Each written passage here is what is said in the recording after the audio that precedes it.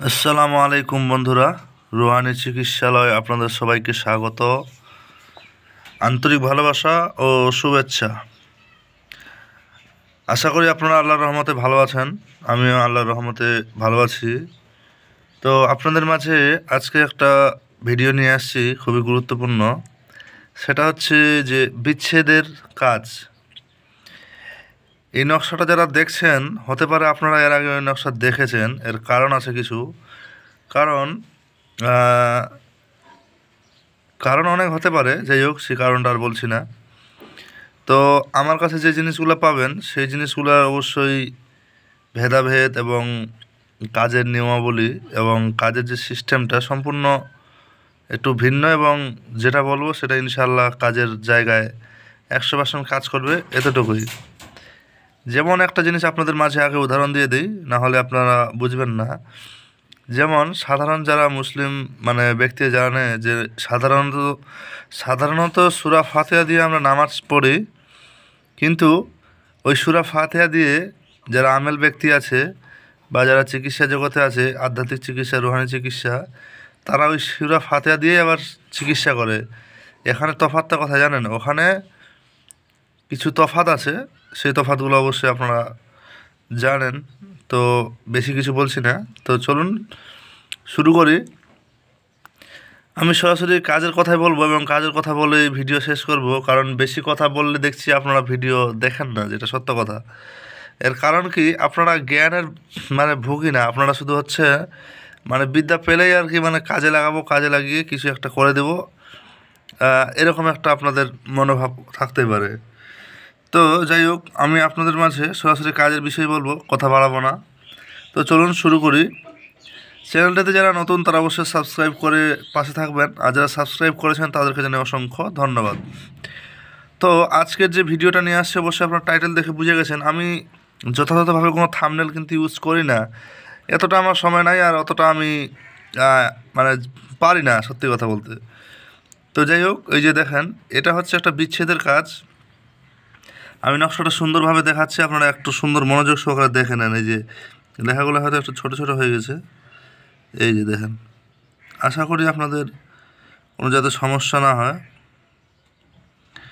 স্পষ্ট করে দেখাচ্ছি। আচ্ছা, এই যে দেখেন। আশা করি দেখতে পাচ্ছেন। তো আশা করি বিষয়টা আপনারা ক্লিয়ার বুঝতে পারছেন। এই যে দেখেন, জুম করেও দেখাচ্ছি, আবার আউট করেও দেখাচ্ছি। এই যে দেখেন, এই জায়গাগুলো কিন্তু খুব স্পষ্টভাবে ভরে নেবেন। এই যে এটাও কিন্তু ঠিক একই রকম সুন্দরভাবে নেবেন। এই যে এখানে একটা বিষয় আছে, আপনাদের মাঝে তুলে ধরি, না হলে আপনারা বুঝবেন না। যেমন কাজ তো আমরা সবাই কম বেশি করি, আপনাদের মাঝে একটা ভেদ যদি আমি উন্মুক্ত না করি তাহলে আপনারা বুঝবেন না। প্রত্যেকটা কাজের সর্বশেষে একটা এজাজত বা একটা এমন কিছু কথা থাকে যার ফলে বিদ্যাটা সম্পূর্ণ হয়, নচেত বিদ্যাটা আধুরা থেকে যায়। কথা বুঝতে পারছেন? ওই জন্য বলে যে কিতাবের গাইডলাইন্স আর গুরুর গাইডলাইন্সের মধ্যে আসমান জমিন তফাৎ থাকে। কথা বুঝতে পারছেন? তো আমি আপনাদের মাঝে যে জিনিসগুলো তুলে ধরি, তারপরে আমি আপনাদের মাঝে বলে দিই যে আপনারা নিজস্ব ব্যক্তিগত গুরু ধরে আপনারা কাজ করবেন, নচেত কাজে ব্যাঘাত ঘটলে আপনারা সমস্যার মধ্যে পড়বেন। এমনকি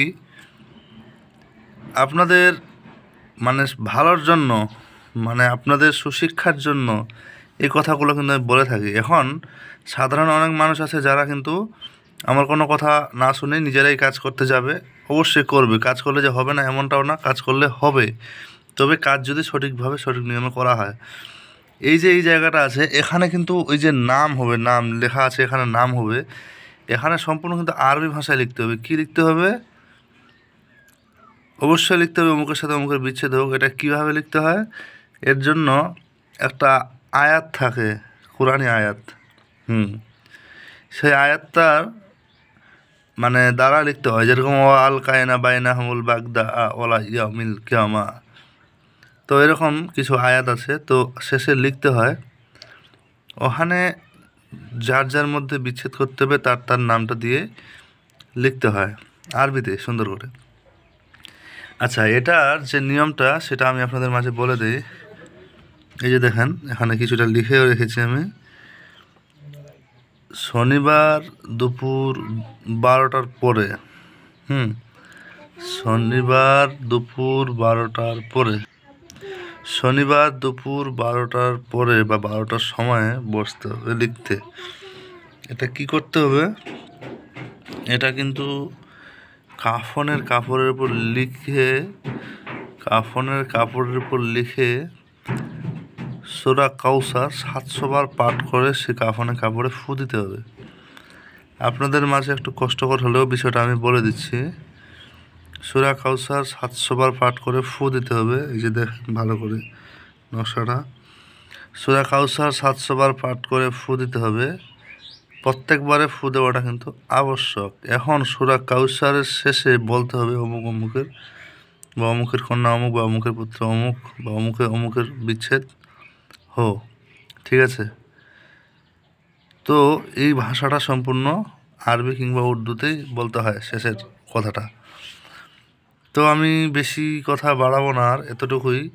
কারণ আপনাদের মাঝে বেশি কথা বললে আপনারা ভিডিও দেখেন না, যেটা সত্য কথা। আপনারা অল্প টাইমের মধ্যে বিদ্যা সম্পূর্ণ করতে চান, এটা আপনাদের সময়ের মূল্য আছে। অবশ্যই আপনাদের সময়টা নষ্ট করা কোনো ভালো কাজ হবে না।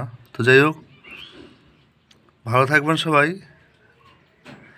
আর আপনাদের মাঝে বেশি কথা বলার সিস্টেম আমি করছি না, একটাই কথা বলে দেই। যারা জিন ও জাদুর চিকিৎসা সম্পূর্ণরূপে শিখতে চাইছিলেন বা শিখতে ইচ্ছুক, শুধু জিন আর জাদুর চিকিৎসা বিষয়ে আমার কাছে কোর্স করতে পারবেন। সম্পূর্ণভাবে আপনাদের সুবিধার স্বার্থে আমি বলে দিচ্ছি।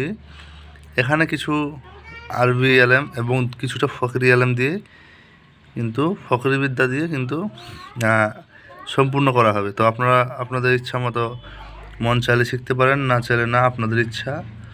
তবে আমার পর্যাপ্ত পরিমাণ যে হাদিয়া লাগে সেটা দিয়ে আপনারা শিক্ষাটা নিতে পারেন। তো যাই হোক, ভালো থাকবেন সবাই। দেখা হচ্ছে আগামী ভিডিওতে।